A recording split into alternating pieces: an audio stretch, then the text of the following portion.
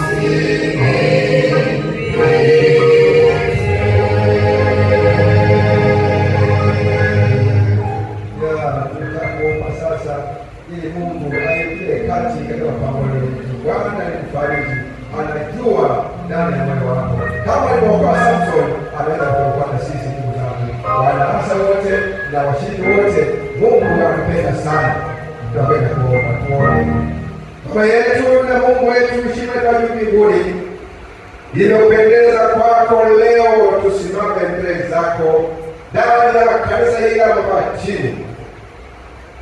Tumejifunza habari ya vijana wa zamani. Mmoja wapo ni Isaka. Si kwamba alikuwa na mazingira matakatifu la. Alipambana kama kijana, alipambana kama mtu mzima, alipambana kama mzazi, alifanikiwa katika maisha yake. Tulimwona Yakobo alimdanganyfu, lakini baadaye akasoma karibu na wewe akawa mtu mzima. Tunamwona Yohana Mbatizaji alizaliwa na mama yule, akafanya kazi yake mpaka chinjwa. Tunamwona Samsoni, mazingira yake yalikuwa mazuri sana, wazazi wake walikuwa wa Mungu. Kama wengine tulizaliwa katika kanisa, tumezaliwa na shemasi, tumezaliwa na chungaji, tumezaliwa na Waadventista, lakini tumechomoka, tumependa duniani.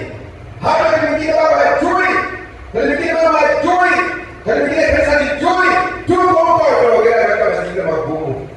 Lakini rehema yako tunaiona ya baba Samsoni, alipokuomba mara nyingine ulimjibu Mungu wetu. Na sisi Bwana tumetembea kuja mbele, utusaidie kila mmoja wetu. Changamoto ambazo tunazo katika maisha yetu haya, changamoto za dhambi, magumu yote yale ambayo tunayo, tunasema mbele zako Mungu wetu, utushindie, uwe karibu na sisi Mungu wetu. Hata kama Baba tunalala kwa vumbi leo, tulale pande wako. Hata kama tunaendelea kuishi, tuishi tukiwa chini ya uongozi wako, usiwache uongozi. Bali kanisa hapa hili ya Mabatini, uongozi wote wazee mchungaji, wazee wote wa kanisa, mabaraza yote ya kanisa, waimbaji wote, na kila yote kanyaga hapa kwa ile ibada, Baba uwe pamoja nao.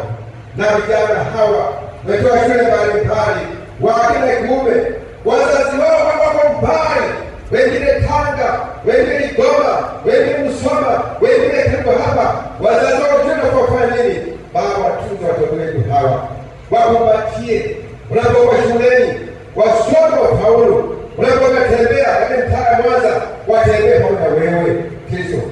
Asante Mungu. Wanapomaliza masomo yao, wale nyumbani, wazazi wao, walezi wanacheka na kufurahia kwa sababu tunza watoto hawa. Bali na viongozi wa hasa hawa, wanapopata watoto wao wenzao wafanye kazi nzuri. Sana sana watu wa kanisa, wanapotoa ugeni wa vijana hawa, bali Mungu wetu wajalie hata utakapokuja ni msimu nyingine katika hodi waseme karibu na itapendeza Mungu wetu. Tunaomba siku moja Baba, wote hawa utakapokuja Kristo tupande juu angani kuingia mbinguni tukiimba haleluya. Tunaomba haya katika jina la Yesu. Amina. Bwana awabariki sana. Asante sana.